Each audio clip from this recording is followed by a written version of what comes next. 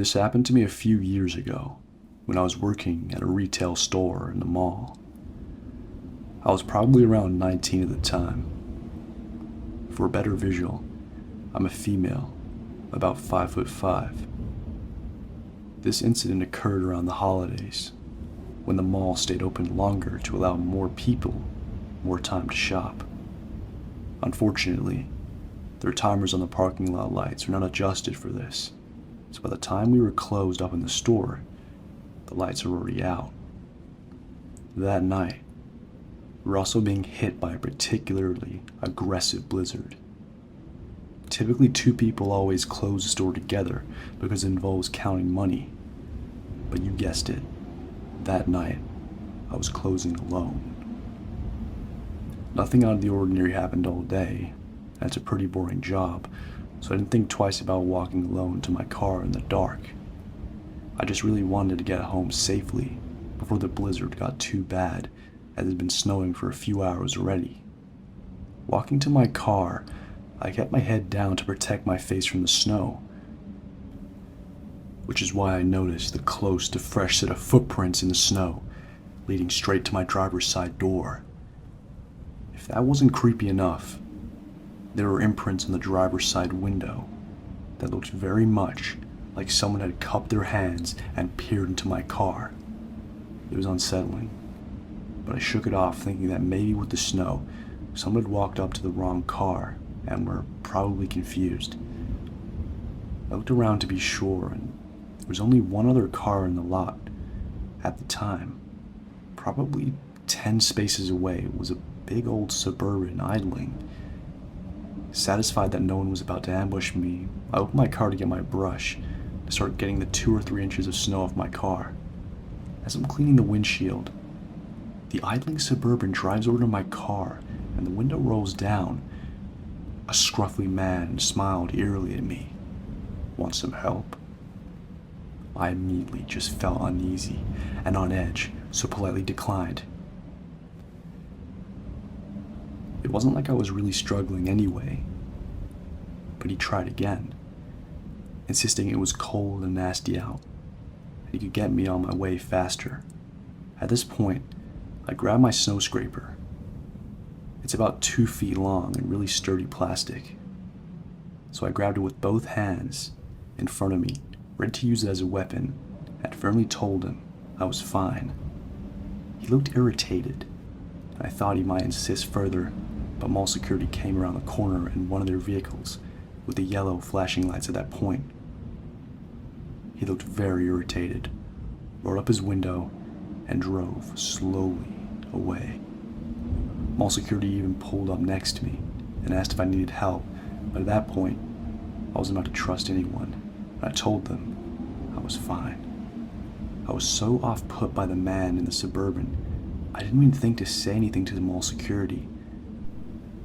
I cleaned off my car enough to drive and got my booty home. I'm so happy I grew up with the world's most paranoid mother, so I noticed things, like the footprints in the snow. This happened during the cold snap earlier this year, when our city got significant, for us, dumping of snow, and temperature plummeted and held at 0 degrees Fahrenheit. My current neighborhood is very rough. I hear gunshots on a weekly basis, and I don't check local incident reports to keep my sanity. So despite loving walks at night, since I'm a woman with a large dog, I never get to go. That was all until the night of our blizzard. There was about 8 inches of snow on the ground, and the city was so unprepared, they weren't bothering to plow the neighborhoods yet. Combined with the extreme temperature, I figured it would be safe to go out, though I did call up a local friend. We had a great time, and had that beautiful, sparkling, silent world pretty much completely to ourselves. Combined with the pandemic, no one was driving, literally. So when a white car with a dent on the back went past us after my friend's feet couldn't take it anymore, and we were walking back, it was extremely noticeable. Closer to our respective houses, we parted ways, only 3 more blocks to go for me.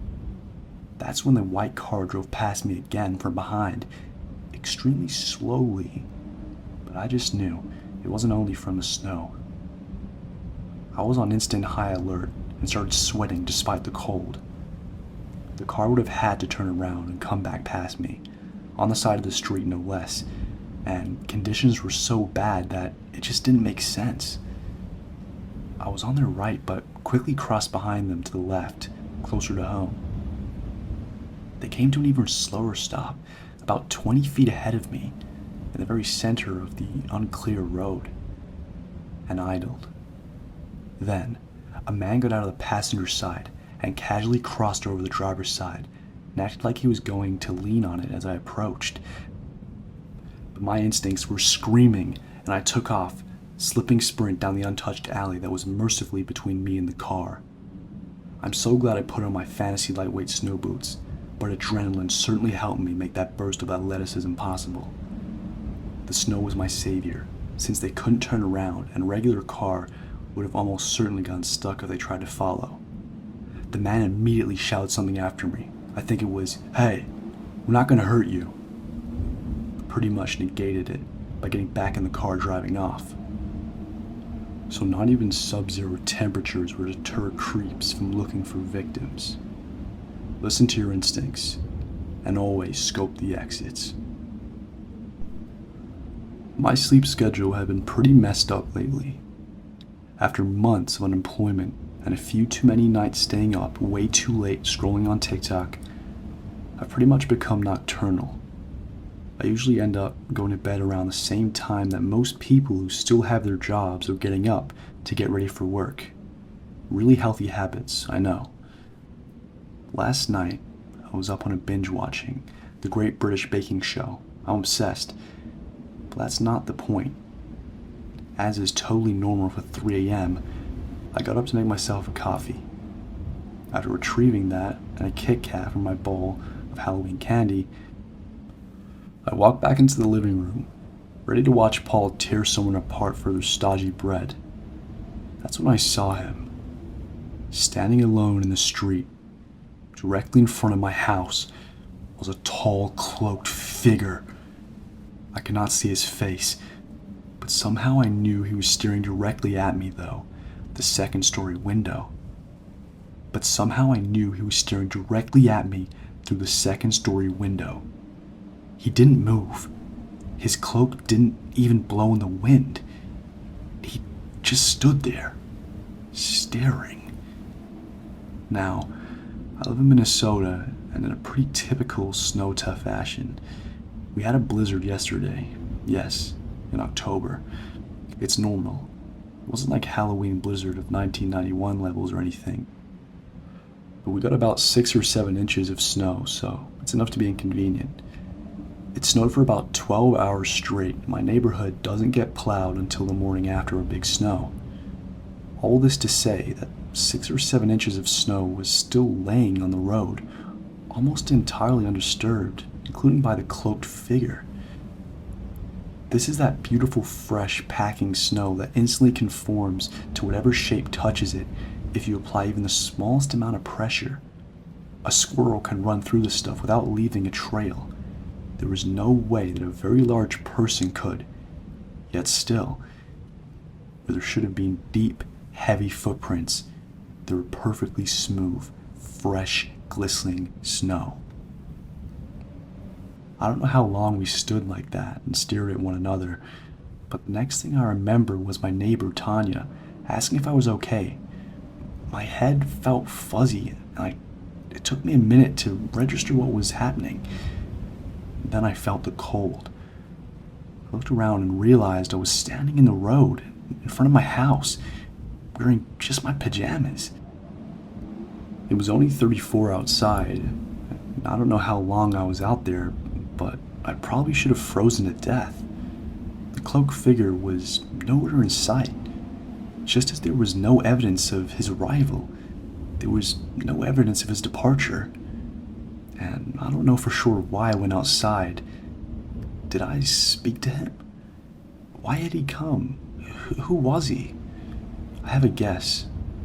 Now I'm left to wonder, did I beat death last night?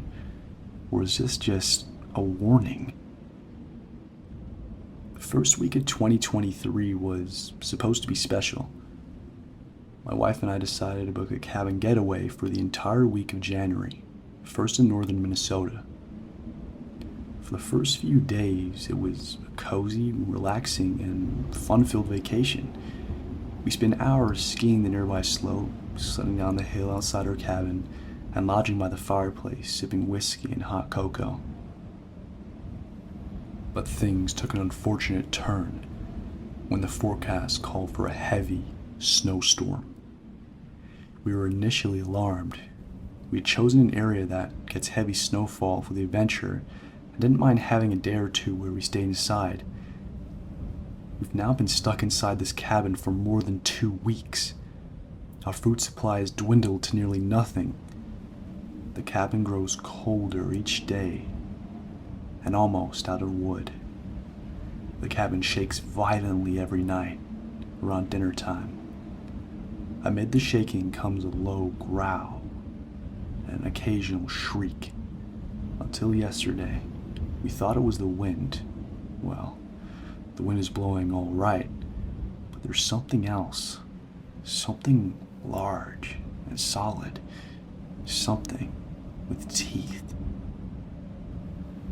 I'm hardly ever bold enough to pull back the curtains to see if the storm has subsided at all.